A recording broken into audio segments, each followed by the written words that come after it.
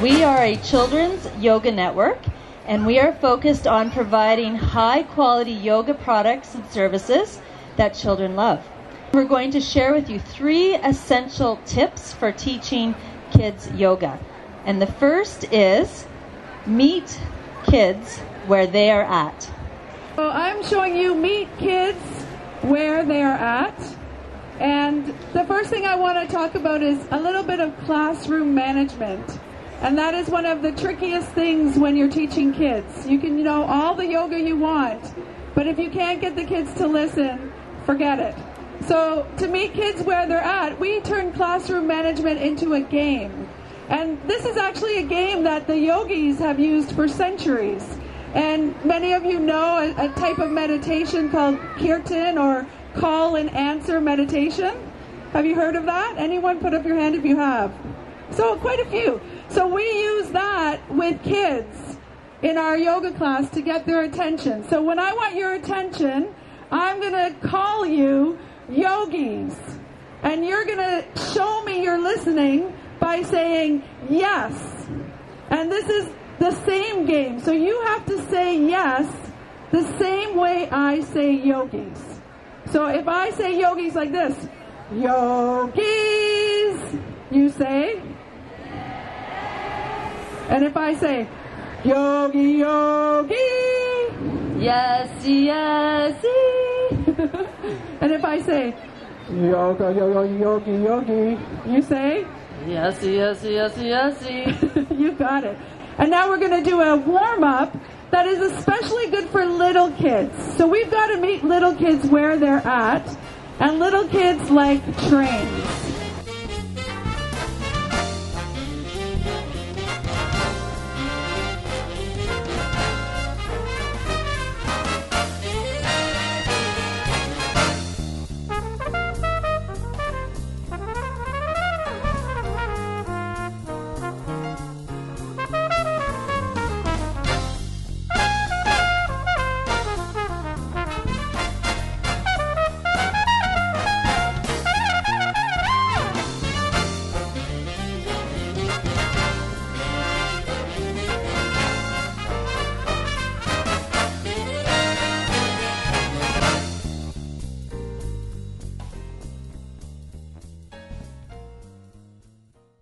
Janet's going to show you about the second point of our 3 points.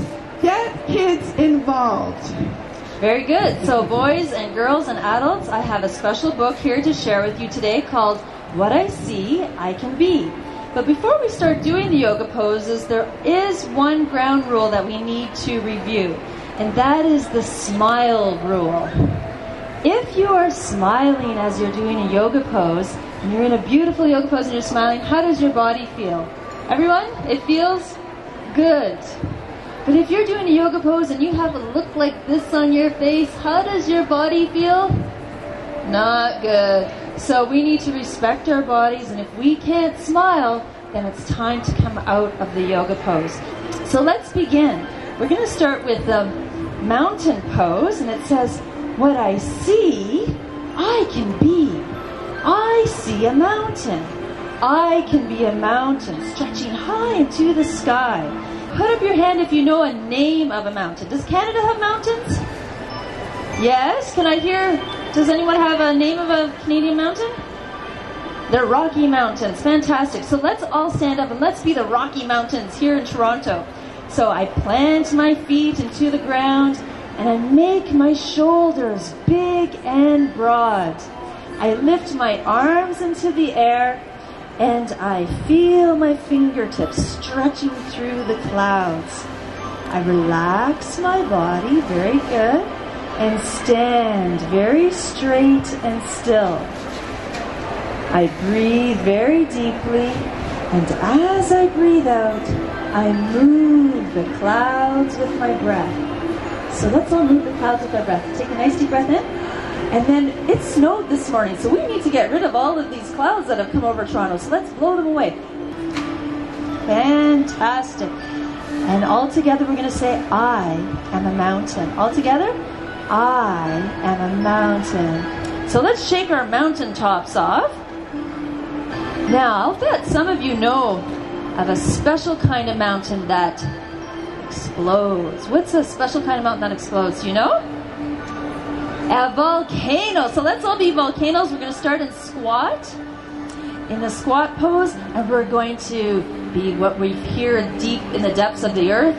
Rumble, rumble, rumble, rumble, rumble, rumble, rumble. Shh, and all the ash comes out and all the lava, and then it slowly comes down the edge of the mountain, back down. Very good. Well done. Let's do that again. So everyone, rumble, rumble, rumble, rumble, rumble, rumble, rumble. Shh, all the ash, all the lava coming down. Glorious volcanoes. Fantastic. Beautiful mountains. So let's move on to our next pose. And it says, what I see, I can be. In fact, we can all do this together. So everyone, what I see, I can be. I see a tree. I can be a tree standing tall and true. So we're going to do just like the girl is doing here and how she's doing it on the poster also. And what we're going to do is place one foot on the ground. We're going to place the lower leg, your foot on your lower leg to make a sturdy tree trunk. And this is how we grow roots from the bottom of our foot deep into the earth. So grow those roots deep into the earth. And then my arms come up like branches, reaching up into the sunlight. And sometimes, as I breathe, my branches gently sway in the breeze. Very good. And it helps to look at something that's not moving like a tree. Very good. And all together, I'm a tree. All right, so let's be a tree on the other side this time. Grow your roots. Make a sturdy tree trunk. Bring your branches up into the air. And in the fall, what happens to the leaves in the fall? They all fall off the tree, don't they? So let's all shake the leaves off our tree. Very good. Well done. Okay. Look here. What I see, I can be. I see a meadow. I can be a meadow by lying down and closing my eyes. So if everyone can lie down. See what the little boy's doing here? We're going to do what he's doing. He's just getting rid of some tension from his day. So I'd like you to squeeze the muscles in your feet and in your legs. Squeeze, squeeze, squeeze. And then relax by letting your toes hang out to the sides. And then you're going to squeeze the muscles in your arms and lift them off the ground just slightly and make a fist into two tight balls. And then you're going to relax your arms and let them rest away from your body. So your feet are apart, your toes are apart. You like to have the legs uncrossed. Yes, very good. And then your hands are open and your palms are relaxed. And my palms are facing the sky. And then I squeeze, squeeze, squeeze my shoulders up to my ears. And then I relax my shoulders. And then I squeeze my face into a tight little ball as if I've just eaten a lemon. And I squeeze, squeeze, squeeze my face. And then I relax my face. And I keep my eyes closed. My tummy goes up and down as I breathe, which moves the meadow grass in the breeze. I listen to the meadow sounds. 3 essential tips for teaching kids yoga. And the third is to use every opportunity as a teaching moment. We invited all the kids and parents up to the stage to play a game. In this game, we make a circle and hold hands. The trick of the game is to keep holding hands. Try not to let go when we pass the hula hoop around the circle. Yoga, meditation, and even games can help us learn. We learn a lot about who we are, and we use games as a teaching moment. We all face challenges and obstacles in our lives that we must overcome. The hula hoop is like one of those challenges. Yoga teaches us that practice, staying calm, and sometimes a little help from our friends can help us find a way through every obstacle. When we practice doing yoga, We also practice finding ways to overcome problems. As we pass the hula hoop around in this game, we get the experience of finding a way through the blocks we face in our life. We build confidence. We learn that we don't have to fear challenges. We learn, like in yoga, that our challenges make us stronger. And we have fun.